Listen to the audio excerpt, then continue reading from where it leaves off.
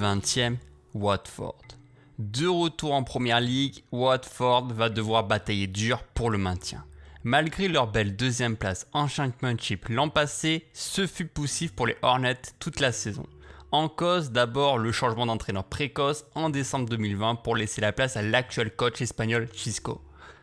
Un novice pour l'ex-attaquant espagnol qui n'a jamais vraiment entraîné aussi haut niveau. Le club pourra compter sur sa défense avec le gardien international autrichien Bachmann, sur l'arrivée de Moussa Sissoko au milieu et en attaque avec l'ancien rennais Ismaïla Assar, auteur de 13 buts l'an passé. Il faudra aussi garder un œil sur la pépite brésilienne João Pedro, 18 ans seulement. 19e, Burnley. En première ligue depuis 2016, le club a une nouvelle fois flirté avec la zone rouge l'an passé. Malheureusement, ce n'est pas le jeu le plus flamboyant, souvent dominé sur plusieurs aspects et ayant du mal à trouver la paire offensive Wood-Barnes dans les espaces. Chundic, en place depuis 2012, garde la confiance de ses dirigeants. Il dispose d'une bonne solidité défensive bien aidée par la doublette Tarkowski-Mi. Sinon, offensivement, seulement 10 buts ont été marqués dans le jeu l'an passé et il y a une difficulté à construire balle au sol. Cela risque d'être la saison de trop en Premier League pour les Clarets. 18e, Norwich City. Comme Watford, Norwich fait son retour en Premier League après une saison 2019-2020 ratée. Daniel Farke est toujours présent et a aidé le club au titre de Championship l'an passé. Dans un jeu de possession et pratiquant à la perfection le gegenpressing pressing à la perte du ballon, Norwich a su user de ses combinaisons de jeu pour dominer la Championship. Les milieux Cantwell et Buendia ont beaucoup aidé le club dans les transitions rapides avec leur dribble et leurs passes dangereuses dans la surface pour Timo Pukki. Cependant, Buendia est parti, comment Norwich va pouvoir se renouveler sans son créateur magique? Leur début de saison ne laisse rien de prometteur pour rester en Premier League cette année. 17e, Newcastle United. Il y aura encore beaucoup de progrès à faire pour Newcastle. Sans le dynamiteur Saint-Maximin, les Magpies ont du mal à accélérer dans les derniers mètres. Et ce n'est pas Callum Wilson qui arrive à décrocher facilement, malgré ses 12 buts l'an passé. Newcastle garde une structure équilibrée entre défense et attaque sous Steve Bruce et on peut noter des individualités fortes comme Almiron, Joelinton ou Saint-Maximin. Cependant, cela risque d'être poussif jusqu'au bout pour les Magpies et pourrait avoir des difficultés dans les résultats. 16e, Crystal Palace. Roy Hodgson à la retraite, c'est Patrick Vieira qui reprend du service après son passage mitigé du côté de Nice. Il aura à cœur de faire briller le club londonien. Dans un bloc bas défensif, cédant la possession à l'équipe adverse, Crystal Palace aime verrouiller les attaques adverses et relancer rapidement en phase de transition avec des joueurs techniques comme Eberechi Eze ou le jeune Conor Gallagher. Très important au milieu de terrain. La puissance de Zaha devant était primordiale pour Crystal Palace. La seule interrogation est de voir comment Patrick Vieira se débrouillera sur les bancs de PL. 15e, Southampton.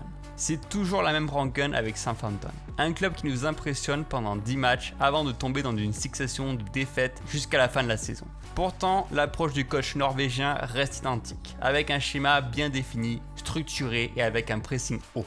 Parmi les joueurs ont réussi Adams devant, mais surtout James Ward-Prowse, le plus actif sur le terrain.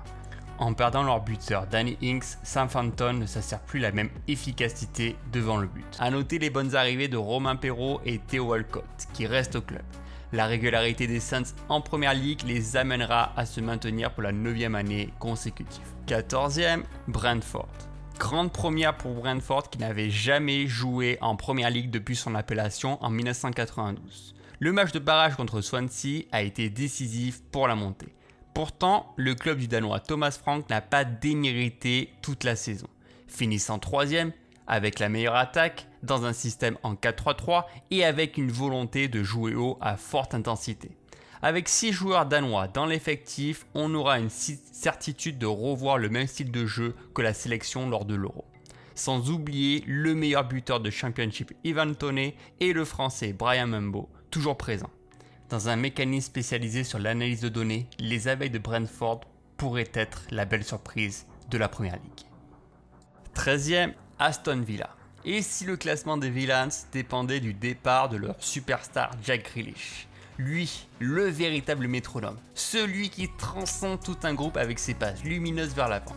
Mis à part ça, l'équipe est très forte dans les phases de transition avec des mouvements sans le ballon comme McGinn en box-to-box ou l'arrivée de Buendia et Dennings qui ne seront pas de trop dans ce groupe. Sans oublier Emiliano Martinez qui a pu sauver les siens à de nombreuses reprises. Aston Villa veut poursuivre dans cette direction et prendre une belle 13e place prometteuse. 12e, Arsenal. Que faire de cette équipe qui déçoit d'année en année ? Pourtant privé de Coupe d'Europe cette année, Arsenal pourrait profiter de cet allègement de calendrier pour briller. Cependant, le jeu est loin d'être flamboyant. Timoré par les enjeux, aucun joueur ne parvient à faire la différence. Et surtout pas leur capitaine Granit Xhaka. Cela risque d'être une saison bien compliquée et ce malgré Lacazette, Aubameyang en attaque ou les recrutements de Ben White derrière ou Odegaard au milieu de terrain. Il manque encore de la régularité dans les résultats et le début de saison n'aide vraiment pas. 11e, Wolverhampton. Depuis leur arrivée en Première Ligue en 2018, Wolverhampton séduit. Cependant, l'an passé, certains facteurs ont été contraignants. Le départ de Diego Jota, les sous-performances de Adama Traoré et surtout la blessure de leur buteur Raúl Jiménez devant. Bilan, deuxième pire attaque parmi les équipes maintenues. 36 buts marqués. Bruno Lage, le nouveau entraîneur, va devoir bâtir une équipe différente cette saison. Sûrement garder le 3-4-3 de Nuno, mais pourra s'appuyer sur Ruben Neves, Dan Donker ou le prometteur Fabio Silva. 10e, Brighton. L'équipe la plus malchanceuse de Première Ligue, celle qui va se créer un nombre d'occasions sans aboutir à un bon résultat. Brighton a un pourcentage de expected goal plus élevé que le nombre de buts marqués. Pourtant, Graham Potter a toujours la solution avec une formation en 3-4-3 avec des latéraux comme Lamptey ou Solimarch qui montent très haut. L'approche tactique de possession est agréable à suivre, toujours en mouvement avec une réelle volonté de se projeter rapidement vers le but. Brighton doit seulement améliorer son efficacité offensive mais aussi compenser le départ important du défenseur Ben White vers Arsenal. 9e, Leeds United. Auteur d'une saison réussie pour son retour en Première Ligue, Leeds voudra poursuivre dans cette direction sur les ordres de Marcelo Bielsa. L'Argentin n'a pas été impressionné par l'opposition adverse et a formulé un jeu fidèle à ses intentions. Le fameux 4-1-4-1 avec Calvin Phillips en sentinelle devant la défense, aidé par Jack Harrison et Rafinha sur les côtés pour donner de l'impulsion offensive au très efficace Patrick Bamford. Alioski parti, Leeds récupère Junior Firpo à gauche ou Daniel James en attaque et devrait se présenter avec le même groupe et la même tactique pour la saison 2022. Et s'il faisait mieux que l'an passé avec une belle 9e place. 8e, Everton. Everton voulait créer un projet autour de Ancelotti, mais l'Italien a répondu favorablement à l'appel du Real Madrid. Surtout que c'est Rafael Benitez qui a repris du service. Et est-ce que l'adaptation de l'ancien coach des Reds sera suffisante ? Ça semble compliqué pour lui. On a quand même une légère déception l'an passé avec une 10e place acquise et un système en 4-4-2 à plat sans véritable entrain dans le jeu de possession. Everton devrait garder un groupe complet avec Lucas Digne, Jordan Pickford, Yerry Mina ou encore Richarlison en attaque pour épauler Calvert-Lewin. Ils ont les armes pour jouer les troubles faits dans le haut de tableau, à eux d'être décisifs. 7e, Leicester. Les Foxes encore coiffés sur le fil dans la qualification à Ligue des Champions. Brendan Rodgers reste l'homme de la situation. Un groupe très complémentaire, aussi bien en défense avec Fofana, Sojunsu ou Evans, au milieu de terrain avec Maddison, Ndidi, Tillmans ou encore devant en attaque avec Vardy, Daka et Barnes. Le jeu de touche combine très bien entre eux et ils en font une véritable force collective qui peut mettre à mal les adversaires. Attention quand même parce qu'on a senti une fatigue physique en fin de saison qui les a empêchés de conserver cette 4e place. Avec l'Europa League en jeu, Leicester risque de subir le même sort, voire même de rétrograder à la 7e place cette année. 6e, Tottenham. Que peut-on espérer des Spurs ? Le projet de Mourinho a été un échec cuisant, avec une disposition de transition rapide avec les virevoltants Kane et Minson. L'arrivée du coach Santos ne devrait rien changer au schéma tactique, lui qui avait l'habitude de jouer en transition rapide avec les Wolves. Et c'est surtout le manque de renfort en défense qui peut s'avérer délicat. Ni Sanchez, ni Dyer, ni Rondon ne répondent à l'appel. On attend beaucoup mieux de ce club qui va devoir connaître la Conference League Europa pour rajouter des matchs supplémentaires dans un groupe déjà bien réduit. Et ce malgré l'arrivée probable de Romero et celle de Bryan Gil. 5e, West Ham United. Sûrement la grosse surprise de la saison précédente. West Ham a fait preuve de caractère pour accrocher une belle 6e place. Le 4-2-3-1 de David Moyes a été joué à la perfection par ses joueurs, notamment avec le double pivot le plus complémentaire de Première Ligue, Declan Rice et Thomas Souček. Étonnant de spontanéité dans leur jeu et stoppant toute attaque, ils ont été décisifs en défense. L'ensemble des joueurs ont aussi montré leur talent sans le ballon dans l'interception du jeu adverse et se sont aussi montrés à l'aise devant le but avec Jesse Lingard, Michael Antonio ou Saïd Benrahma. Si l'équipe des Hammers reste dans la continuité de la saison précédente avec une approche offensive accrue, ils peuvent être la surprise de cette saison. 4e, Liverpool. Une belle 3e place accrochée après des grosses difficultés dans le jeu et dans les résultats en 2021. Finalement, le groupe reste soudé et pourra compter sur le retour de Van Dijk et l'arrivée de Konaté en défense. On attendait du changement en attaque, finalement ce sera bien le trio Salah, Mané, Firmino, toujours inchangé.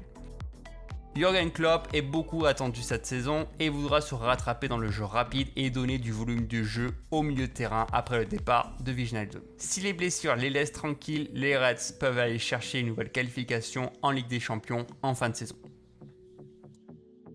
3e, Manchester United. Le mercato le plus enchantant avec l'arrivée de Sancho, Varane et Cristiano Ronaldo. 3 mastodontes à ce niveau-là. L'effectif très garni de Manchester United a pour but de revenir sur le devant de la scène. Avec Bruno Fernandes en maître de jeu et les attaques rapides de Rashford ou Sancho, United démontre déjà une force offensive pouvant cumuler 80 buts en fin de saison. Derrière, la solidité de Maguire et les montées de Luke Shaw seront intéressantes. Seul le milieu de terrain semble être trop juste pour rivaliser sur la durée, et ce malgré Paul Pogba. Manchester United veut retrouver le titre en Première Ligue, mais ça risque d'être encore un petit peu juste cette année. 2e, Manchester City. Manchester City risque de réussir une saison pleine. Eux dont l'ambition surpasse l'imaginable. La stabilité du groupe professionnel reste primordiale pour continuer à poser son jeu collectivement. Pep Guardiola sait ce qu'il demande à ses joueurs et il le rend très bien. En grande possession de la balle, il gère le rythme du match pour enfoncer le clou au bon moment. Aussi bien sur le terrain que sur le banc, l'équipe reste la même et a donné déjà de grandes satisfactions l'an passé. En recrutant Grealish et en conservant De Bruyne, Foden et Mahrez, City a toutes les armes pour rester au top en Première Ligue et n'ont pas forcément besoin d'un nouveau numéro 9. Enfin, premier champion, Chelsea. Arrivé à la mi-saison, Thomas Tuchel a non seulement proposé le jeu souhaité, mais a aussi remporté la plus belle coupe européenne. Cette deuxième saison sera celle de la confirmation. À voir comment le coach allemand va gérer une saison entière. Dans son 3-4-2-1 avec un milieu solide, Tuchel a trouvé la solution pour ne laisser aucun espace à l'adversaire. L'arrivée de Romelu Lukaku va régler beaucoup de problèmes offensifs pour s'imposer librement dans chaque rencontre. Chelsea semble être l'équipe au-dessus dans tous les compartiments du jeu et ont déjà démontré leur surpuissance lors des 3 premiers matchs de Première Ligue.